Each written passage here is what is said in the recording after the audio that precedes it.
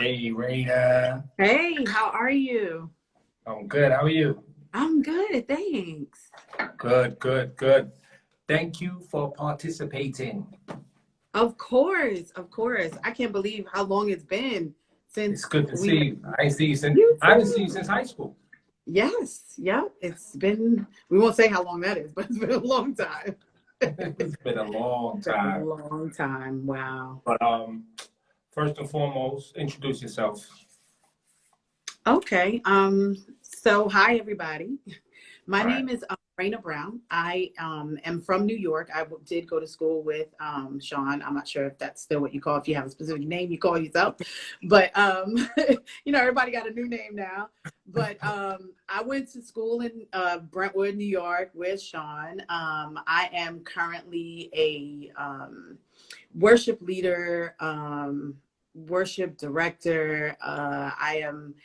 I have a ministry where I do worship coaching. I am also a inspirational speaker and empowerer for women from different things that I've gone on in my with that I've dealt with in my life. One of the main things is just helping women through healing through situations that they've been through that has kind of put them in a place of feeling ashamed and feeling like they have no worth. So I just kind of help people through those situations.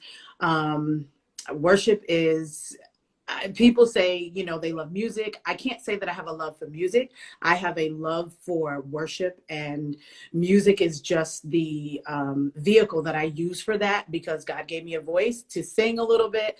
So that's just what I use to be that worshiper and to do what it is that God has called me to do. So that's kind of what I do. I just spill some Jesus tea sometimes, giving people Yeah. some good words, some good nuggets, whether it be on worship, whether it be on empowerment, that kind of stuff. So now I'm in Atlanta, Georgia, or in Flowery Branch, Georgia. I've been here a little over 2 years, and I'm getting used to it.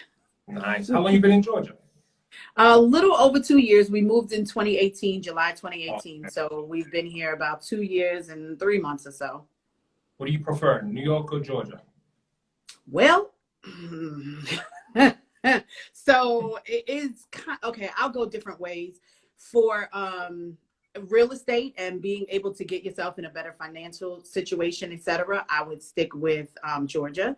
But as far as being the culture and being connected with people and that kind of stuff, I would rather be in New York. Okay. Okay. I'll just tell the Fair truth. enough. Fair enough. I've Fair told enough. people down here, don't ever talk about my New Yorkers. At least with Yeah. New Yorkers, you know what it is and you know where they stand. Here, Right. it's a little different. Right. Right. Right. Right. Yeah. Okay. Let's get to the nitty gritty. Okay. Um, I know your family has been very deep into the church, deep into Hmm. Christianity and all that stuff. And I know it can be like automatic growing up, you know, bringing to church every Sunday and getting into what they're involved with. What made you devote your life to the Lord? So I think for me, experiences, right? My mom did, she was a big community person. She had a choir with, 100 voices. We were traveling all over the place, and it kept a lot of us off the street. Thank God for that. So she set the tone for that. I believe my mom and my dad, they really set the tone for taking us to church and making sure that they were there. But I had my own experiences. I had my own things that I've dealt with in life that have really pushed me to stay with God, where I felt like if I didn't have him, I don't know what I would have done. And I say that to now. If you're someone that doesn't have a higher power, whatever that is, Yeah, Christianity, if you're a Muslim, if you're whatever that is, if you don't have that higher power that you can look to and say, whatever is happening, it's going to work out for my good. I don't know how people make it. right. Um, and for me, I think I had an abortion at 19. A Mm, lot of people didn't know that, mhm. and it was shameful. You know, I lived a lot of my life feeling embarrassed, feeling ashamed, feeling like if someone knew, what would they think? You know, feeling unworthy of being able to even serve God or speak out about God or other things. And I think the love of Christ is what actually got me through that time and got me through, you know, just knowing that God loves me regardless of what I've done, regardless of where I came from. And so that's why I think I spend a lot of my time trying to help other people understand that. Right. And so I think that's part of my story as to why I really have committed my life to God. Right. So you was in a place of, back then, obviously you was young. So you was probably in a place of despair and embarrassment. And so without knowing God or having a relationship with God, where do you think you would have ended up? I don't know, because I do remember feeling depressed, feeling like I shouldn't even live anymore. And it was a church service that Donnie McClurkin was at our church, and he pulled me from the back and he just spoke words of life into me.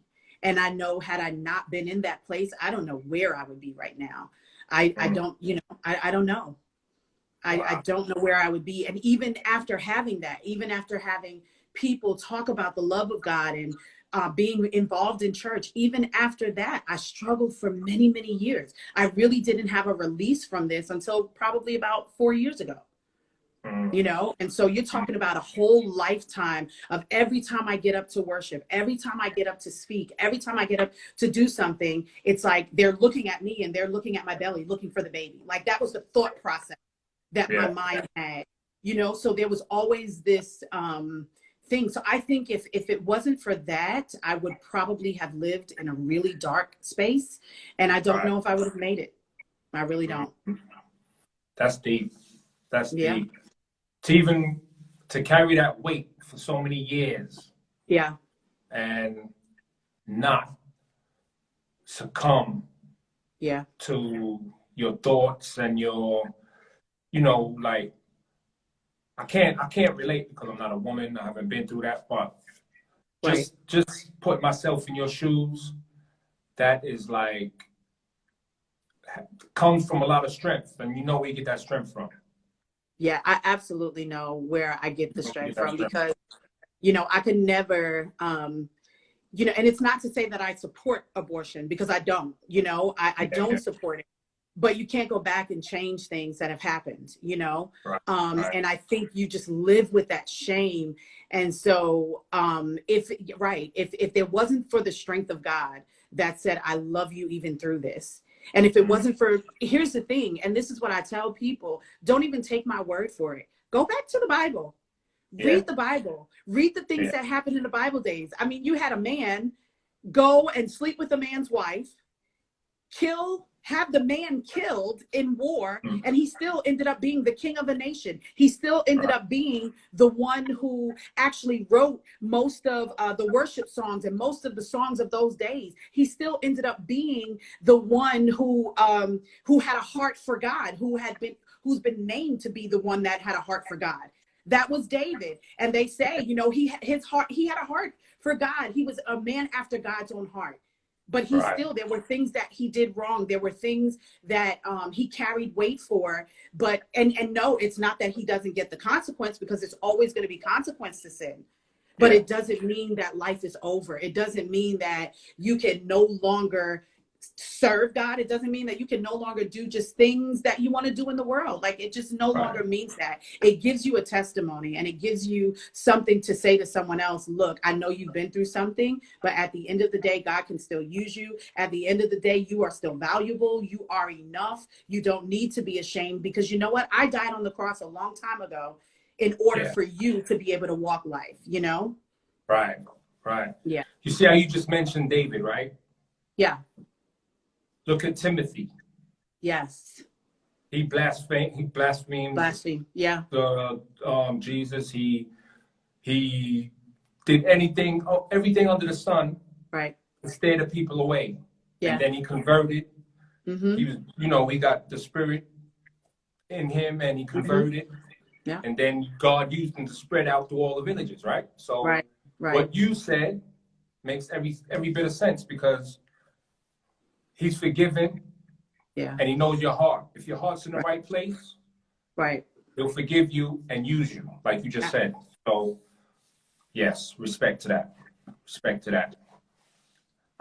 There's Mal. What's up, Mal? Yeah, but at the end of the day, I want to talk. I was speaking to my friend the other day. You remember Jeff? Mm-hmm. I do. We had a conversation for about an hour, right? Wow. Uh-huh. And we was talking about God and faith and all that. And I'll mention one thing. And there's a lot of non-believers, right? And Yeah. it's because they don't have that relationship, first and foremost. But secondly, they pray only when they want something. Right. And the reason why they come and they go is because their prayers aren't answered right away. So they don't have that faith. They don't have that patience. They don't understand. They don't understand the depth of prayer. You can't pray when you want something. You have to pray. You have to pray consistently. You have to have that faith. You have to have that trust, that belief, and you have to just build a relationship. But these people that come and go is if something don't happen for them that they prayed for, right, they go back. They turn face go again. back over. Right. Yeah. So explain the power of prayer and the experiences you've had. Right. Okay. So for one, when we get to an understanding, we have to come to a place that we understand that God loves us, right? If we can understand that, then we'll begin to understand the rest of it. First of all, our faith, they're going to be muscles. We have faith muscles. So we're going to have to, the same way you got to use your muscles over and over and over again for them to get strength and to be strengthened, you have to do the same thing with faith. And so when you have a prayer that you pray to God and it comes unanswered, we also have to understand that God is going to do things that work for our good.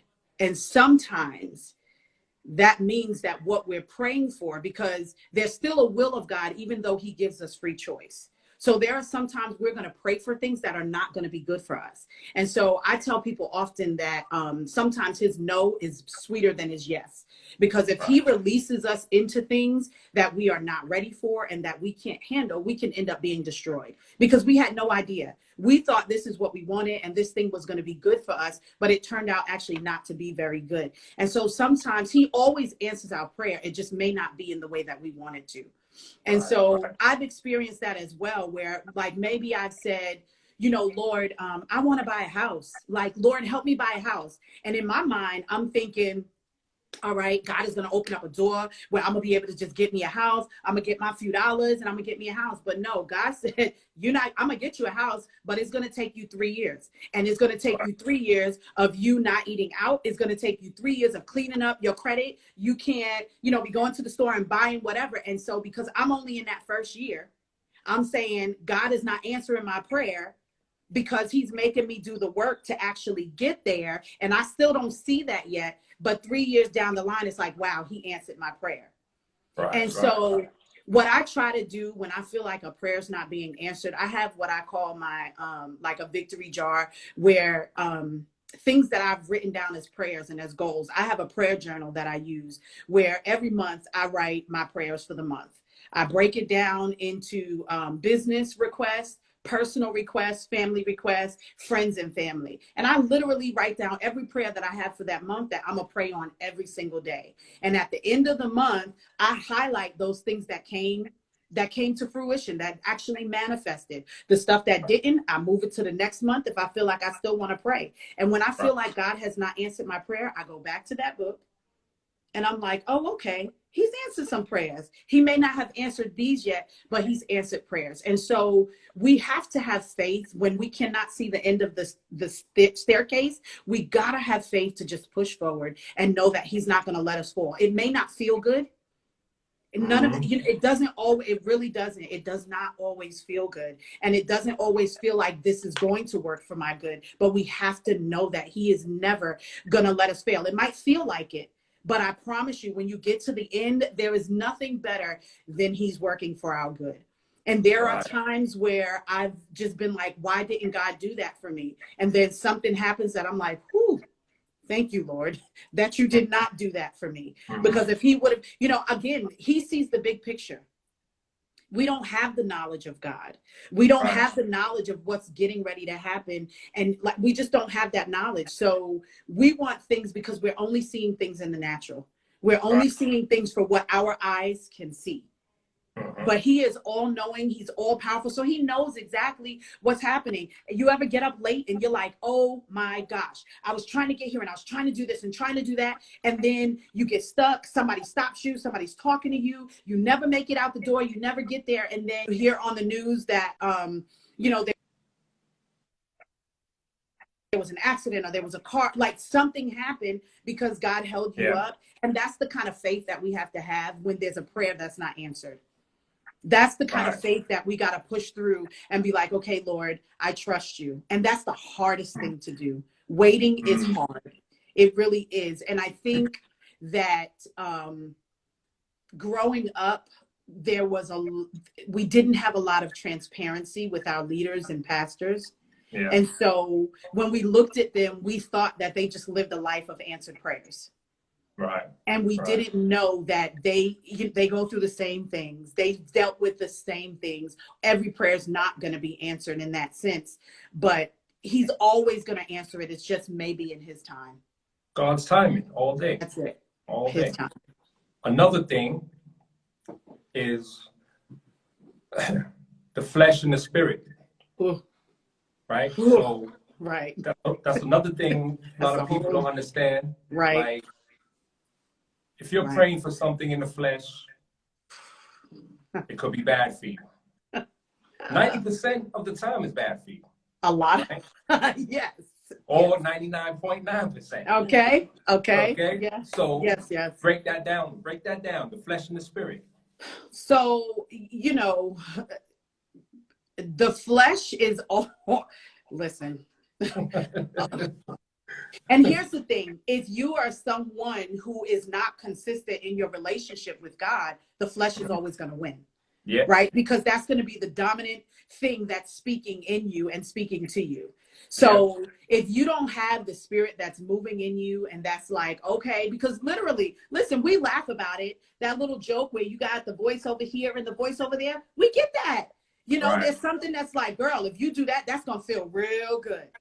But then that voice over here that's like, yeah, it's going to feel good for now. But then later you're going to pay for that thing. Right. So the flesh is always, it's going to appease and it's going to make you feel good. It's going to make you feel great. But here's what I say to people when they're like, well, I don't know if this is a God desire. I don't know if this is what God wants for me, but I'm praying for it. If it is contrary to the word of God, it is not God. Right. So if what you're asking for, if you are a woman and let's say you're like, you know, I've been dating this man, but he's married and I'm asking God to give him to me. No, ma'am, he's not going to give it. He's not going to give him to you. Right. It's just not going to happen because that is contrary to the word of God. Whenever I feel like I'm asking God for something and he's not providing it to me, then, okay, let me go see what his word says. Let me see what the word says about it, because 9 times out of 10, there's something there. And there are resources out there for us. There are A to Z's where you can look it up by subject, and it's going to, 9 times out of 10, it is going to be in that, it's going to be in the Bible. Right. And there are, for some people who are, you know, the old churches, it used to be the King James Version. They have so many different more versions of Bibles. They have the Message, which is so much easier to read. I always convert back to King James so that I know that it's been interpreted properly, but you have much easier things that you can read now that can help you to understand. They set them up like stories compared to the thus and the thou that you get all confused. I was going to touch on that. Thanks. I'm glad you brought that up. Oh yeah. So there's so much more that you can read and you can study. And for me, I always put it before God, like, look, you know, God, if this ain't you, stop me, because I do have certain desires that God just doesn't have for me, because even though, and that's the thing, he has destiny for us, but we also have free will. And that's where people get so confused, like, well, what does that even mean? It does mean that the destiny is here. and God has it set for us, but we have free will to make certain choices. Right. And so in those choices, whenever we make those choices, we got to take that thing, good, bad, and different. If it's bad, turn it around for that testimony to help someone else through. But the flesh is always going to walk us in a narrow path. Yeah. It's never going to, I mean, not a narrow path. It's going to in a wide path, you know, but the narrow path to God, it's like, it doesn't always feel good. And, you know, that's okay. But it's like, at the end of the day, if you want a successful life, if you want a life of joy, not happiness, but joy, because happiness, you leave me today, then you can steal my happiness, you know, because you gave it to me. But the joy that we have comes from the Lord. And I think with, dealing with the flesh, we're going to fight it until the day that we die. We really are. But it is staying focused. And you said something earlier about relationship. That is the key to this whole thing, right? Yeah. We can't go on our parents, what mama did, what grandmama did, what uncle did, what pastor so-and-so. We can't go on that. And I know for a long time, many of us were raised up in churches where it was all about the rules. Right. But it is about relationship. It is about you and the relationship that you have with God, where he will speak to you. He will talk to you. And no, he doesn't always come, listen here, my child, in a dream or something like, it doesn't come like that. But it will come from someone saying something to you.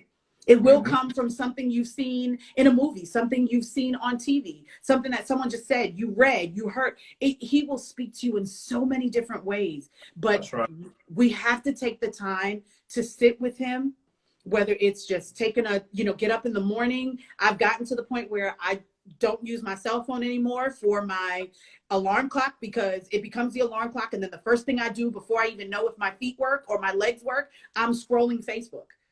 You know what I'm saying? So it's like, it's time at this point where it's like, you know what, get up in the morning. God, thank you for, waking me up. I love you. I honor you. What is it that you want for me to do today? What do you have for me to do today? Lead me in your direction. Simple as that. That's it. You don't have to have a shot. You don't got to do all of that. You know what I'm saying? If that's what you choose to do, and that's the place that you are with God, that is okay. But so many people, I think we've grown up just seeing this big production of what we need to do in order to be in relationship. And it doesn't take that. You know, it's just a conversation. You can have a conversation with God. Just, how many times I'm like, really, God? Like, you can't even be serious. Like, this don't make no sense. You know, and then I just sit for a moment, and maybe a song that he leads me to play is like, oh, okay, I see where I was. Many times where I'm like, I know I was right about that. I know I should have said that, because they shouldn't have did this and did that.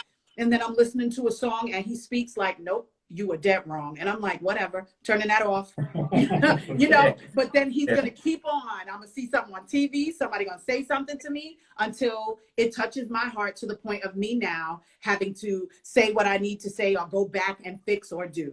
So, the flesh is going to be there, but it is up to us to stay in relationship with God so that the spirit can overtake the flesh. That was powerful. I like that.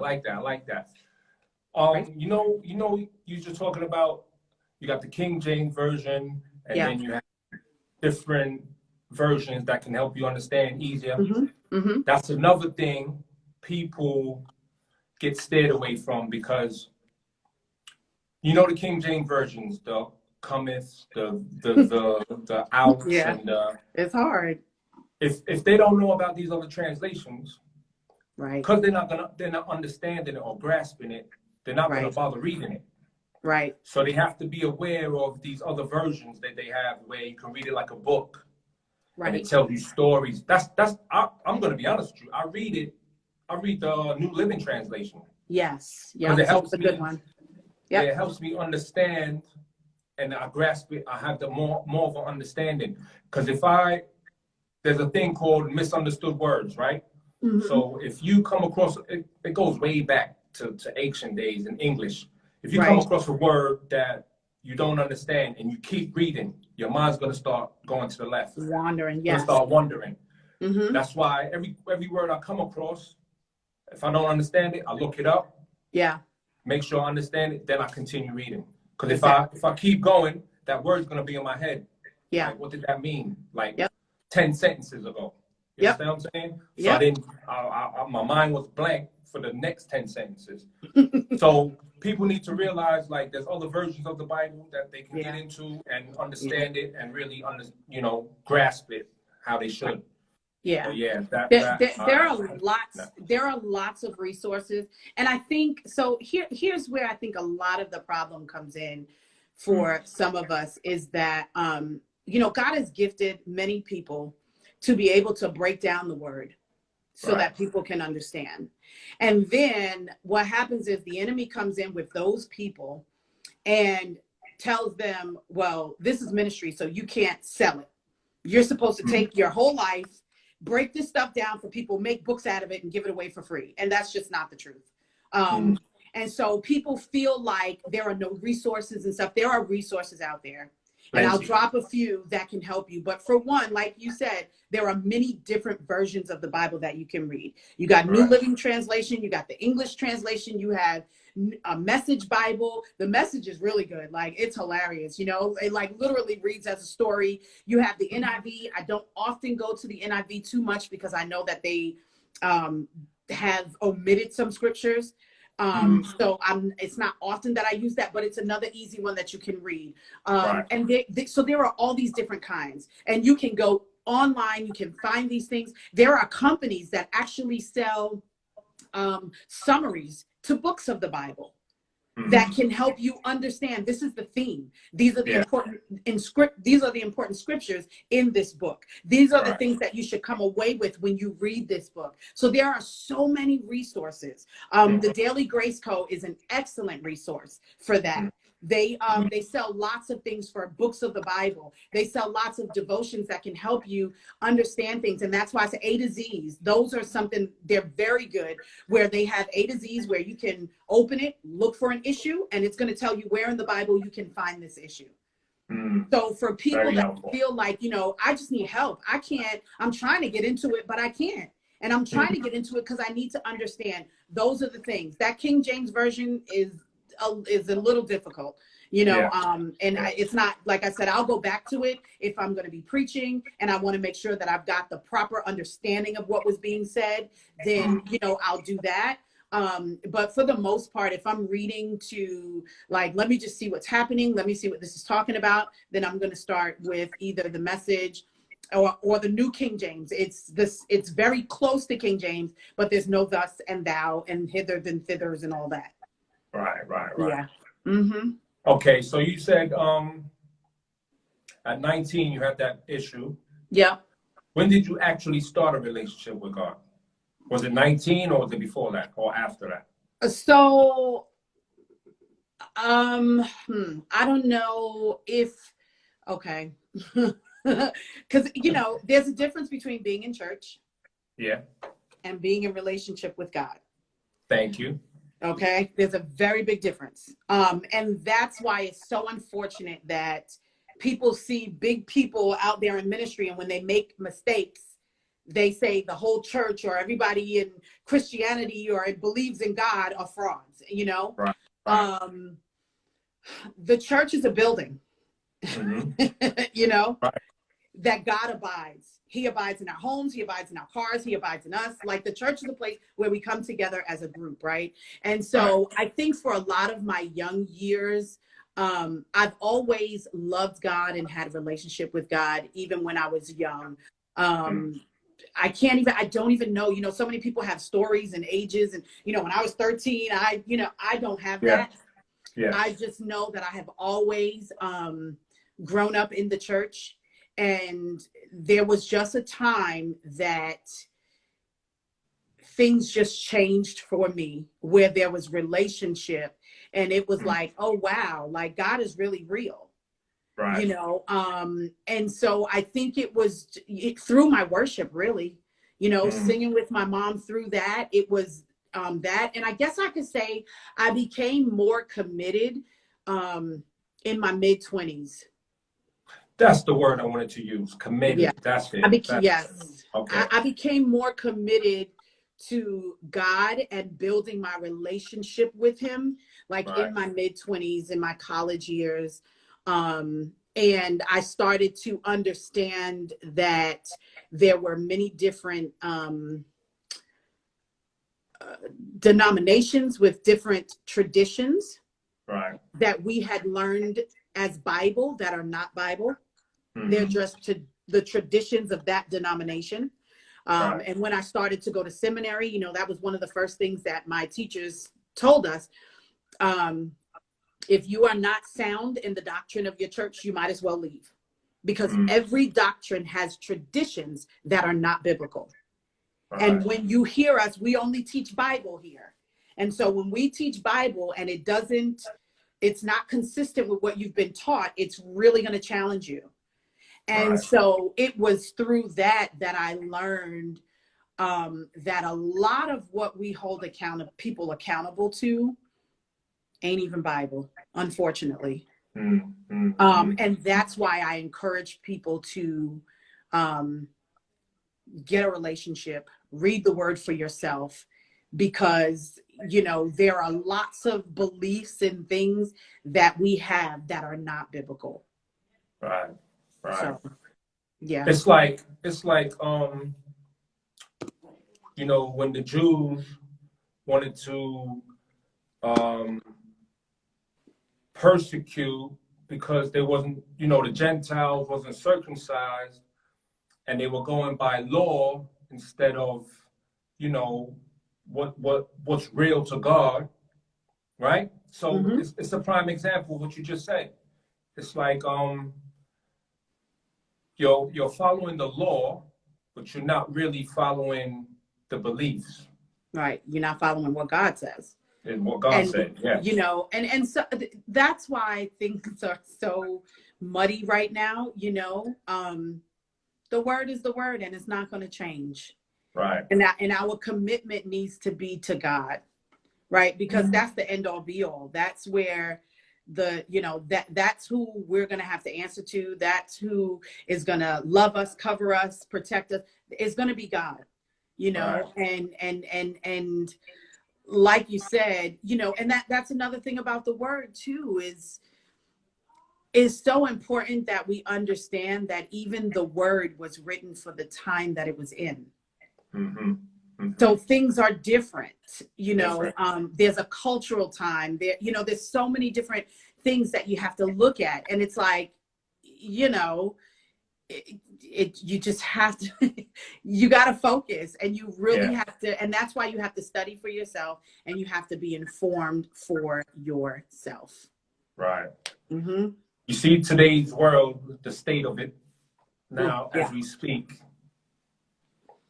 I know it's in Revelations. I know it's happening as we speak.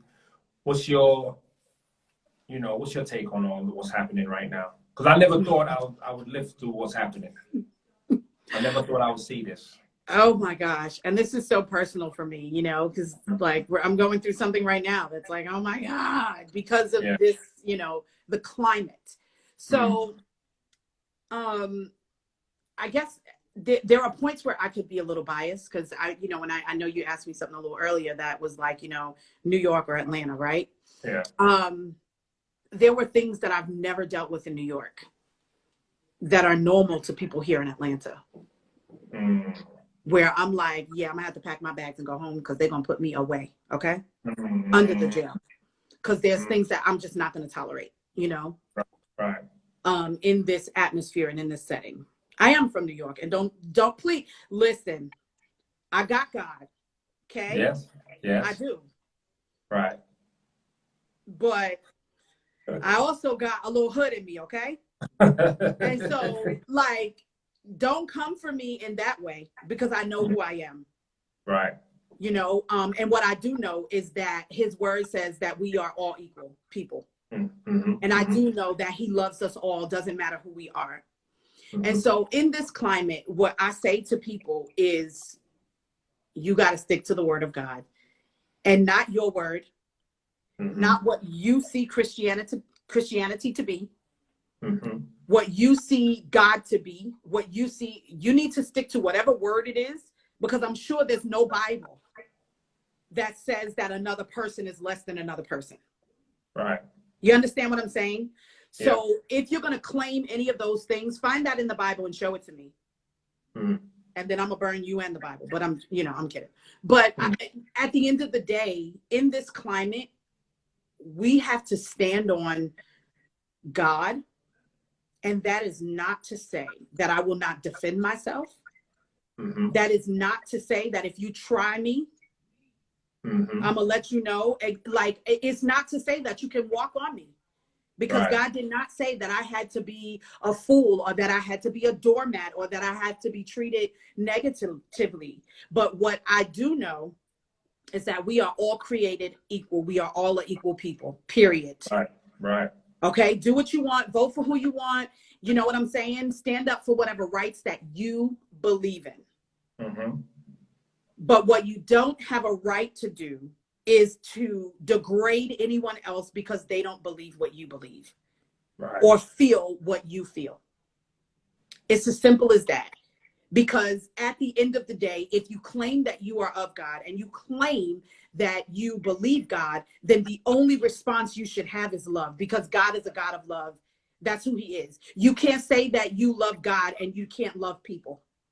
Mm-hmm. And it actually be true. Because the love of God is what is going to come out of you and to other. You understand what I'm saying? You know, Absolutely. and it's not to say that everyone is going to come and sit under your table and be your best friend and hang out with you. It's not to say that. But it is to say that you can be kind to people, you can love people, you can treat them well, no matter what is happening in society. That's where we get to be the example. That's right. That's where we get to show them the love of God. You know, and it's so funny, and people may say that I am being liberal or whatever, but I say the same thing. It is not my job to judge anybody, whether they are gay, heterosexual, whether they are, racist or whatever. If you're racist, don't come to me because I'm gonna shut you down.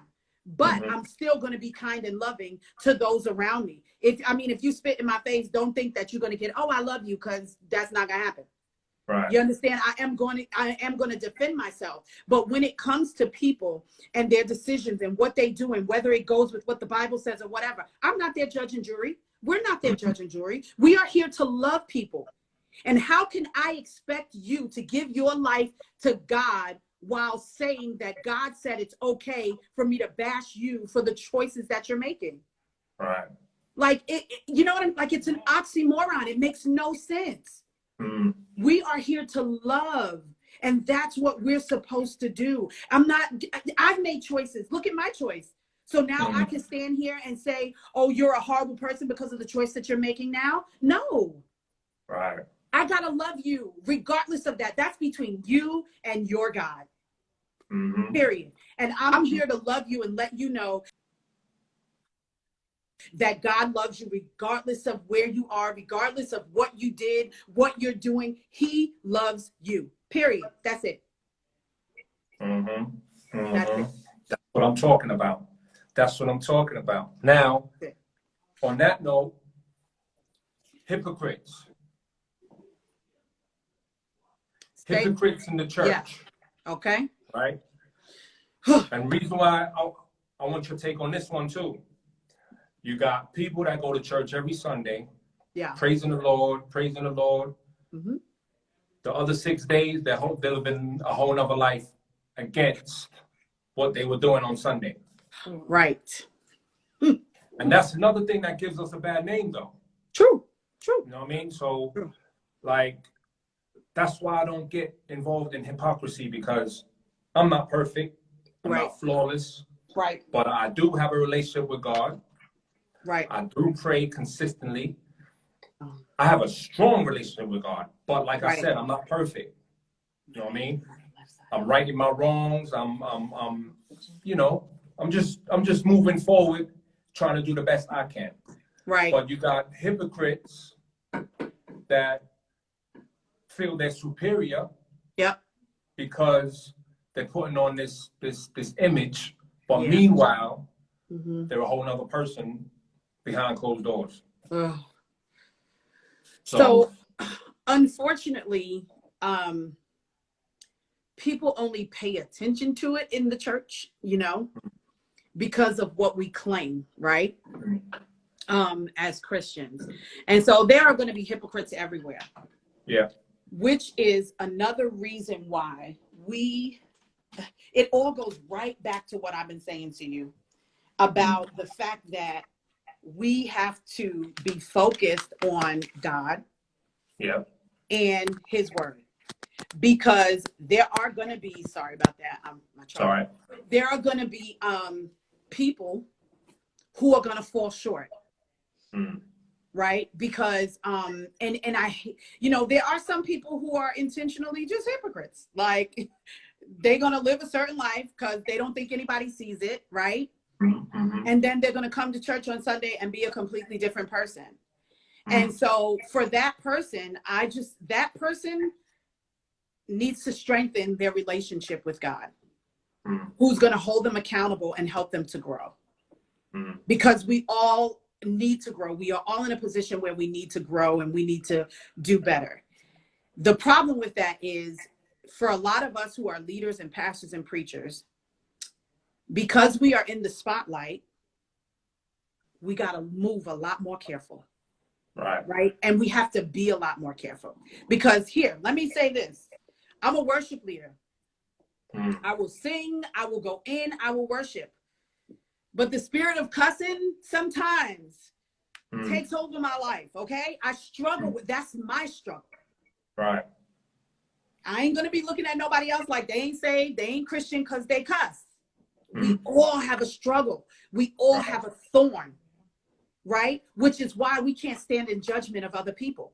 But the problem is, because when we stand on these podiums, rather than speaking messages of love and transparency, we speak condemning messages that now, if I ever mess up, you looking at me like, girl, are you kidding?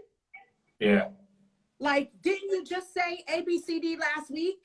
So when you know, one of the things that I loved about our pastor that we went to in New York, Pastor Mike at V1 Church, he often used himself as an example. So when he came to people and was like, look, you got to live a better lifestyle. This is what we believe and this is how we go. You know how he treated his wife. You know the mistakes that he made in his marriage. You know that he was an alcoholic. You know that there was a point that he didn't even believe in God. Like, you know, you knew that. And so you could take from this man who's told you, I'm a human being and I'm going to mess up. That's not to say that you live a reprobate style life where you're just doing the wrong thing all the time. In that case, you need to take a seat, work on your relationship with God, grow there so that you can begin leading people again, if that's the destiny that God called you to do. But it's because of a lot of times we're not transparent.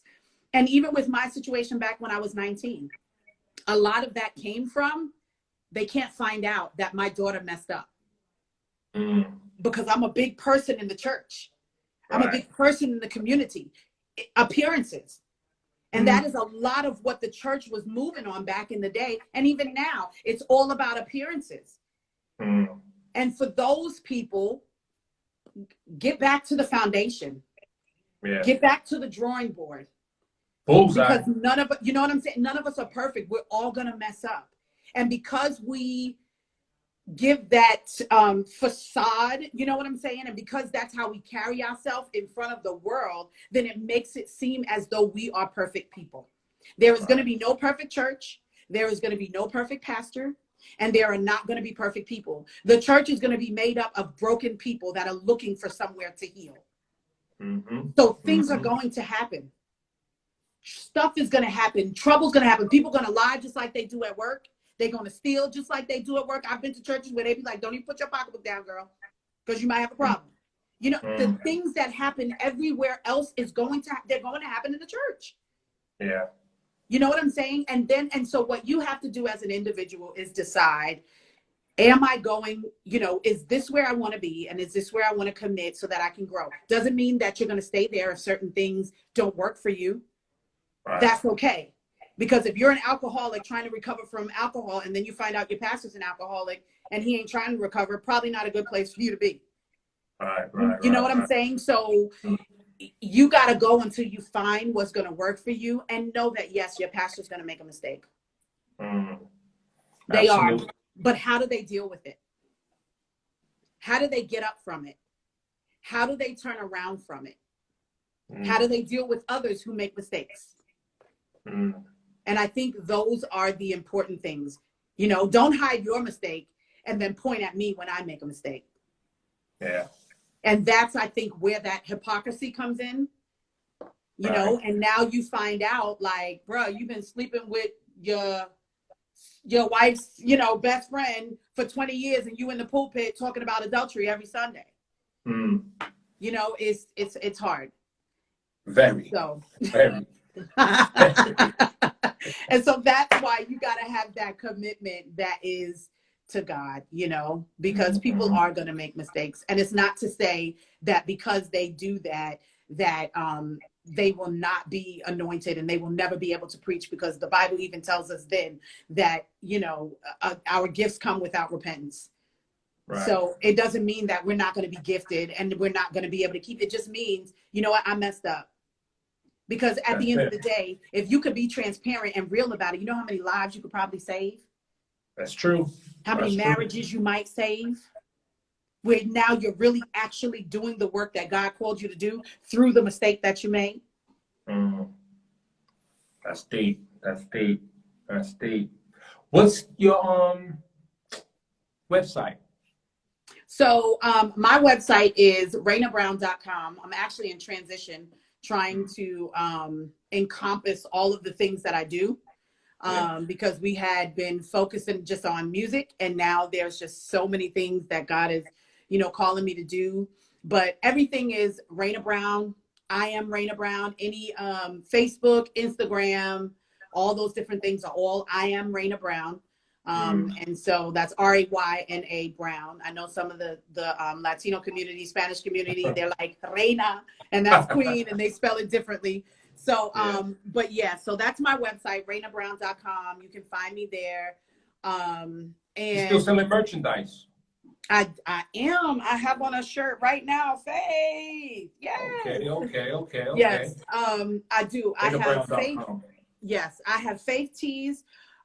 So my merchandise is under my business, which is Heart of Worship Co. But again, it can all be found under raynabrown.com if that's where they go.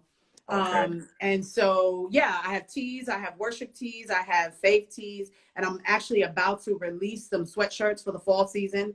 I have a new faith design that I'm about to release that actually works for ladies and men.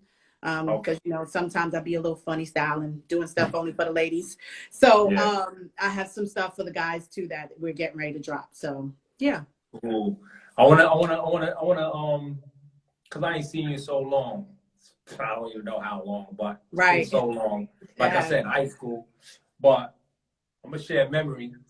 Okay. No, I want to share something about you that I remembered from way back then. Okay. First and foremost, right? You was taller than the average. Word. So nobody was playing with you. But what I remember is at such a young age, right? I think we was about 13, 14, whatever. Right. And what I remember about you is that you was always like stern in who you was. You knew who you was. Wow. You was confident. You didn't take no mess. None. And it showed from a very young age, like the direction we was going. Wow. You know what I mean? Even from back then. That's the memory I have. It's like, wow. From that young age, you know, a lot of kids are still trying to find themselves. They're following, they're doing this, they're doing that. But you was just, you had a focus, you had a direction, and it shows like where you was going from back then. So I just commend you on that, and I congratulate you, because you've been consistent. You've been consistent from early.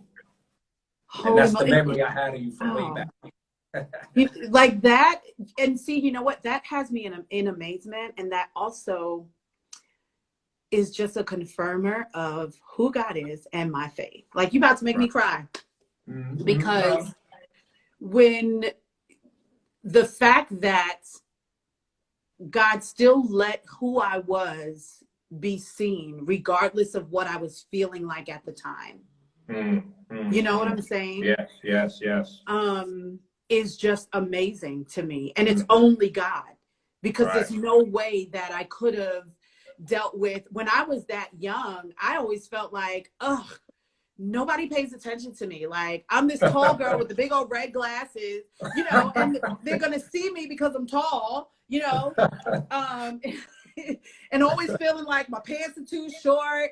They can never be down to, you know, I mean, literally, I had like a complex with my pants, you know, and I'm grown, you know, but like I hold the ends of my sleeves of my shirts so that they don't come up here, you know, and I'm like fighting I gotta have my inseam longer than my ankle because of those struggles. No, trust me. You showed leadership. You showed Unbelievable. leadership. Wow. Even if you didn't feel like that, right? I seen that, and coming from me, you already know. Like, yeah, you already know. Like, if it comes from me, my perception of someone is more than likely 99% right. And I seen that from early. I used to observe a lot of people, and I seen that in you. You had leadership in you from young.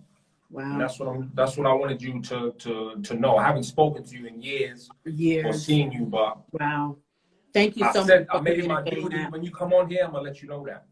Wow. And I seen leadership.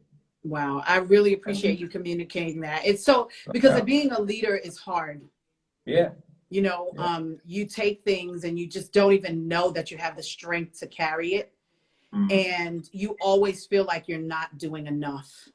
Right. And you wonder if you're being effective. You know, is this working? Are people hearing it? You know, and God would always just tell me, if it helps one person, you've done enough. If it helps one person, I always say that.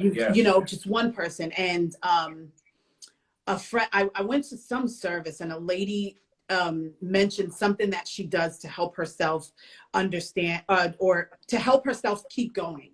And she created a book where, when someone says what you said, or tells her something, sends her a message, she prints it out, folds it up, and puts it in a book.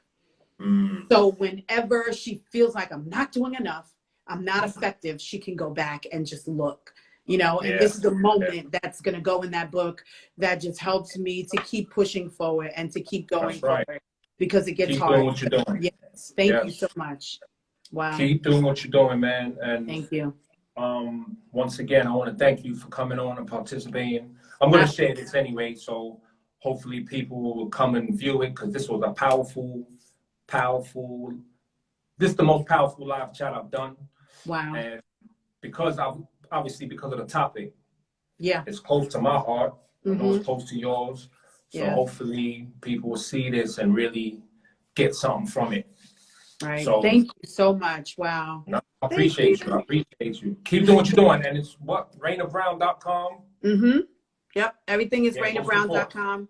All social networks, I am Rayna Brown. Yep. I'm going to get a t-shirt or something from there. So I'm going to support. Yeah, thank definitely. you so much. Thanks, Rayna. Keep doing what you're doing. You're welcome. All right. I'll have you on again in the future. Absolutely. Yeah. Salute. I appreciate you. All right? All right. Take care. Too. Talk to you again. Right. Bye. Bye-bye.